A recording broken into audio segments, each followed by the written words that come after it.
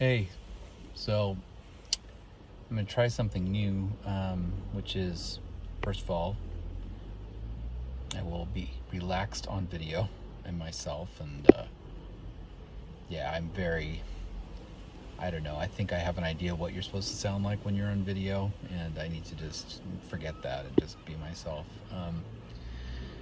I am interested in creating content for lots of reasons. Of course, like all of us, I'm seeing all these ads or not ads, there's stories about, people who create content who make, a bunch of money. And I'm not even sure I want a bunch of money. I just want enough to live on and travel and have a pretty basic life. I've done all the in-person jobs. Well, all's an exaggeration. I've done a lot of in-person jobs. You know, I won't list my resume, but a bunch of stuff that I wasn't really interested in. Day jobs, office jobs. And I'm 59 now, and I'm pretty burned out. I've been working, honestly, had my first job around 14, did the babysitting thing, also moved into, waiting on tables, and I could type pretty fast. I got a lot of like typing jobs. My typing took me further than any other class in school. And but ultimately I was able to do some things with some help. I received help along the way. Ex-partners and ex-partners' families, and there's no such thing as a self-made man, but and I'm not made yet. I was able to sell a house, and I'm living on the income from that, and my partner and I moved to Scotland. I apologize to traffic. It's very hot in my car right now, and I have the window down or partially open. Anyway, I'm just, I had.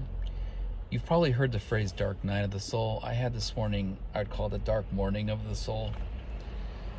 I just woke up, and my whole life started to kind of play in my head, and all the things I've done, and so many things I didn't want to do. Really, I had the story that I believed that I had to put aside my passions and get to work, make a living. There's no inheritance. There was no college fund for me. As a matter of fact, my family was the opposite of supportive. They actually, through their actions directed at each other, their addictions, everything, they kind of sabotaged me inadvertently. I didn't know at the time. When I came out of that household at 19, my head was ringing like a bell from all the trauma and attacks and weirdness. And at the time, if I saw this video that I'm recording right now when I was young, I wouldn't have believed it. I would have fought it. I would have not liked the vulnerability of it.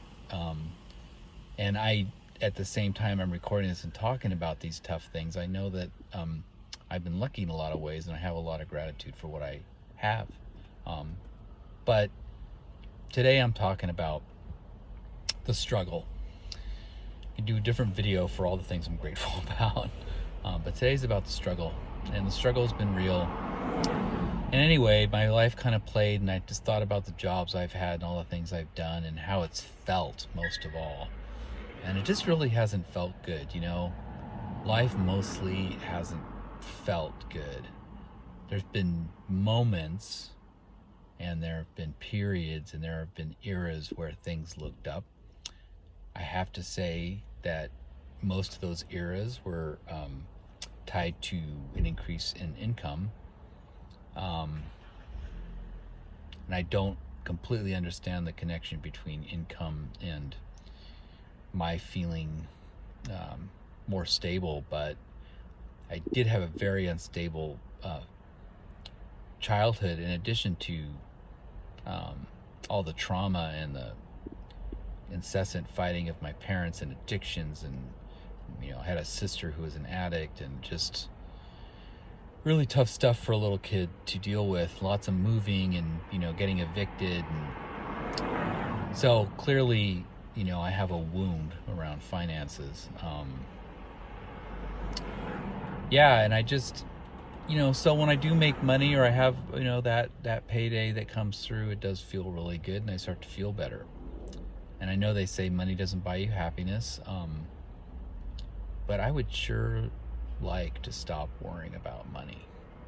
And I certainly would like to stop doing things and jobs that are for money but for nothing really else. I've also come to terms with the fact that I am suffering from complex post-traumatic stress disorder. It's very hard for me to admit that. I like to,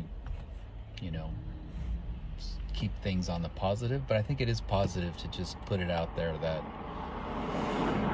as I said, looking back now, I can see that my head was ringing like a bell when I came out of that childhood. I was so traumatized. That just imagine like somebody striking a bell over and over again, and just that reverberation. When I came out of the gate, I had no clue what I was doing or going to be doing.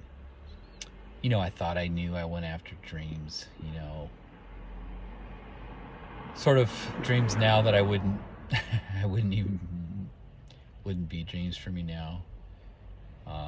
My family was from Southern California, and I grew up primarily in Santa Barbara.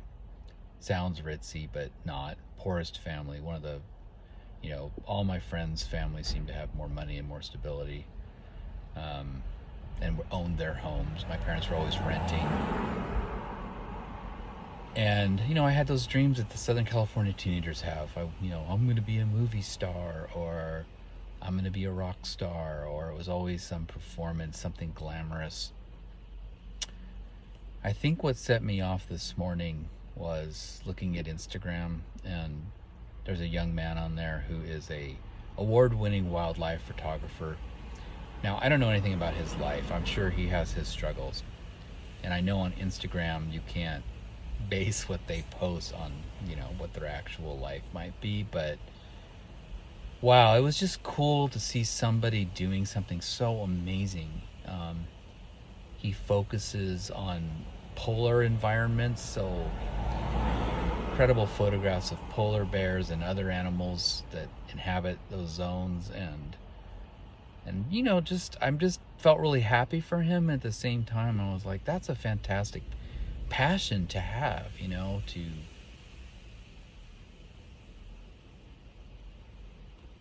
go after something like that. And when I look back at the things I thought I wanted, they just seem so frivolous and silly now, and vain and shallow.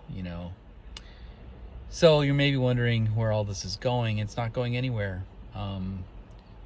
I think if I can offer anything to the world, because I do so want to contribute something. I don't know what it is or what it will be, but I can contribute the story of my struggle. And if anyone can relate, maybe it can help with their process, just a stab in the dark. I don't expect money to come rolling in because I'm creating content. All my illusions are shattered, and I don't know that that's necessarily a bad thing. And I do have things I'm working on. I have my artwork. I'm an okay artist, I see artwork again, like we all compare ourselves. I see art that I think, like, I don't even know what I'm doing when I see what they can do. But I'm going to keep working on it, and I don't know that my work's important to the world, but it's important to me to do it. It's kind of sustaining me psychologically just to work on it. And I'm also, a writer in as much as I've written stories, and I've been in a writing group, and I've shared the stories. I've done one open mic night reading of a story. By no means anything anybody would have read outside of my immediate circle. But I'm doing that too because I enjoy it, and when I do read my stories to my writing group fellow members, they enjoy them and they give me a lot of support, saying that I do have a voice and I have something special. So I'm just gonna take it from them, because honestly, I can't feel that myself. Quite often I can't feel my specialness or my uniqueness or much. I'm kind of, there's a lot about that I don't understand. Anytime I've been confident about something, it's because someone else has told me that I can feel it's okay to feel confident about that thing. But myself, I'm not really good at generating my own feelings of specialness or uniqueness. So who knows, we've moved to Scotland. We don't have a lot of savings. The pay here is very low. My husband is struggling himself to figure out what to do. We didn't want to live in California anymore. I mean, you make more in the United States, but it's even more expensive. So, we're just kind of, I have no idea how this is all going to turn out. And I just kind of thought, I was ruminating all day about these feelings I had this morning and the stuff I've mentioned, and I thought, well, maybe I'll create a video and I'll just post it on my YouTube account, and I'll put some tags in there. I've read all these rules. Don't make videos over a few seconds. People don't want to watch things long, and that's okay. I'm just going to do this for myself and just keep a log, and maybe talking to a screen by myself will open up something for me, but I don't expect anything, and I'm just doing it again. Important to me. So if you are somebody who's been listening or watching this, I thank you. I'm very honored that anyone would spend this long listening to me yammering. And hopefully this video diary will progress, and I'll have better news and better attitude and better feelings, and feel better about myself and my place in the world eventually. So let's just see what happens. Okay. Thank you so much. Bye for now.